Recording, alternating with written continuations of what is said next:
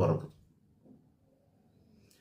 அப்போது ஒரு treatment success ஆகணும்னா கூட என்ன வேணும்? கடவுளோட அனுகிரகம் வேணும். கடவுளோட அனுகிரகம் வேணும்னா ஜோசியர் வழிகாட்ட வேண்டும், பரிகாரத்துக்கு வழி சொல்ல வேண்டும். பரிகாரத்தை சொல்லாமல் அல்லது செய்யாமல் நேரடியாக செய்யப்படுகின்ற மருத்துவங்கள் கூட பலனளிக்காமல் போகிறதுக்கு வாய்ப்புண்டு.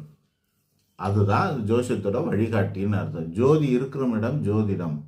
ஒருத்தருக்கான வாழ்க்கையை இருட்டில் வண்டி ஓட்டிகிட்டு போகிறவனுக்கு லைட்டு வெளிச்சம் எவ்வளோ முக்கியமோ அந்த மாதிரி இவங்களோட வாழ்க்கையில் எப்படி இருக்கும், கரடுமுரடான பாதையாக நல்ல பாதையாங்கிறத சொல்கிறது தான் ஜோசியரோட வேலையாக இருக்கிறது. ஸோ அவரோட நாக்கில் அந்த பலிதம் இருக்கிறதுனால, வாக்கு பலிதம் இருக்கிறதுனால தோஷத்தெல்லாம் நாசுக்காக சொல்லுவார். நம்ம புரிஞ்சுக்கிட்டு அதுக்கு தேவையான விஷயங்களை நம்ம செஞ்சுக்கணும். இல்லாத பட்சத்தில் அறகுறையாக நடந்து அது பாதிப்பை ஏற்படுத்தும்னு அர்த்தம். இதுதான் தோஷத்துக்கான விளக்கம். யோகத்துக்கான விளக்கம் என்னன்னா, நம்மளோட முயற்சி, இவ்வளோ முயற்சி போடுறோம், ஆனால் சில பேருக்கு ஒன்றுக்குமே ரிசல்ட் கிடைக்கிறது இல்லை, இவ்வளோண்டு கிடைக்கும்.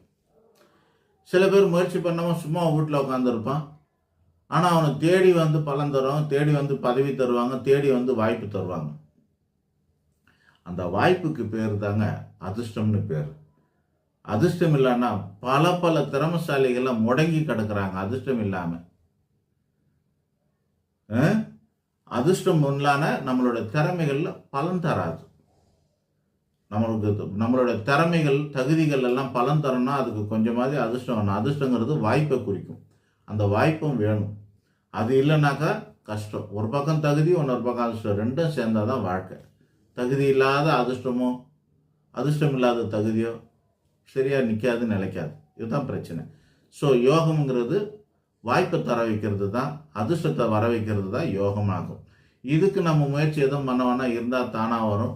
இல்லைன்னா லா ஆஃப் அட்ராக்ஷன், அதிர்ஷ்டத்தை இழுக்கிறதுக்கு இந்த மாதிரியான ராசிக்கல்கள் அதிர்ஷ்ட கற்களெல்லாம் போட்டு அதை இழுக்கலாம் அப்படின்னு ஒரு அமைப்பாக இருக்குது. அது ஒரு கண்டென்சர் மாதிரின்னு சொல்லலாம். ஸ்லோவாக சுற்றுற ஃபேனை கண்டென்சர் மாற்றி புது கண்டென்சர் போட்டால் வேகமாக சுற்றும். அந்த மாதிரி அதை பயன்படுத்திக்கலாம். 4 விதமான அமைப்பு ஒரு ஜாதகத்தில் இருக்குது. அது என்னன்னா, விதின்னு ஒன்று, மதின்னு ஒன்று, காலம்னு ஒன்று, நேரம்னு ஒன்று. இது 4ம் சேர்ந்து தான் நமக்கு இன்றைய நடக்கிற ஒரு வருஷம். இன்றைக்கி நான் ஒரு வீடியோ எடுத்து போடுறேன்னா, எனக்கு விதி இருக்கணும், அது எனக்கு மதி இருக்கணும், எனக்கு ஆர்வம் இருக்கணும், அதுக்கான காலம் இப்போ நடந்துக்கிட்டு இருக்கணும், அதுக்கான நேரம் இப்போ நடந்துட்டு இருக்கணும். இது 4ம் சேர்ந்து செட் ஆனால் தான் இது நடக்குதுன்னு அர்த்தம். அது என்ன? கால நேரம். விதி சொல்லிட்டேன், இயற்கையாக கடவுள் நம்ம ஒரு கர்மாக்கத்தை மாதிரி படைச்சது விதி. மதின்னு சொல்லிட்டு நம்மளுடைய எண்ணம். காலம்ன்றது என்னன்னா தசா காலத்தை சொல்கிறோம் நாங்கள் ஜோசியத்தில். நேரம்ங்கிறது என்னென்னா அதுக்குள்ளே இருக்கிற ஷார்ட் டைம்ஸை சொல்கிறோம்.